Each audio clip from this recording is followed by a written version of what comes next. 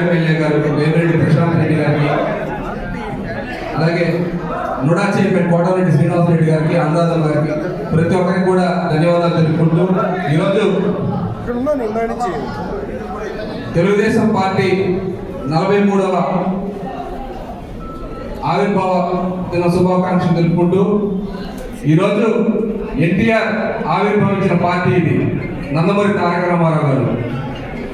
నేను చిన్నప్పుడు నందమూరి తారక రామారావు గారు అంటే అప్పుడు స్క్రీన్స్ లో వేసి చూపించేవాళ్ళు. అంటే తారక రామారావు గారు గవర్నమెంట్ రాగానే ఎలా చేస్తారనేది. కిలో ₹2 బియ్యం పథకం ప్రజల్లోకి బాగా దూసుకెళ్ళింది. అలాగే పేదవారికి కూడు గుడ్డ అనే నినాదం కూడా ప్రజల్లోకి బాగా వెళ్ళింది. తర్వాత ప్రభుత్వం రాగానే కూడా ఎన్టీఆర్ గారు మాట చెప్పినట్లుగానే ఎవరైతే పేదవాళ్ళు ఉన్నారో వాళ్ళందరికీ కూడా ఇల్లు కట్టేయడం జరిగింది. మనం నెల్లూరు నగరంలో ఎత్తుకుంటే ఎన్టీఆర్ నగర్ కానీ, జాకీర్ హుస్సేన్ నగర్ కానీ, న్యూ కాలనీస్ కానీ ఇవన్నీ కూడా గతంలో ఎన్టీ రామారావు గారు కట్టించిన ఇల్లులే ఇవన్నీ కూడా. కాబట్టి ప్రతి ఒక్కరికి కూడా గుడ్డ ప్రతి ఒక్కరు కూడా కట్టుకునేదానికి బట్టలు ఉండాలనే సంకల్పంతో అందరికి కూడా ప్రతి ఒక్కరికి బట్టలు ఇవ్వడం జరిగింది. ప్రతి ఒక్కరికి ఏది కావాలన్నా కూడా అప్పట్లో ఏదైతే ప్రామిస్ చేశారో కూడా అన్ని కూడా ఎన్టీఆర్ గారు ఏది మర్చిపోకుండా చేశారు.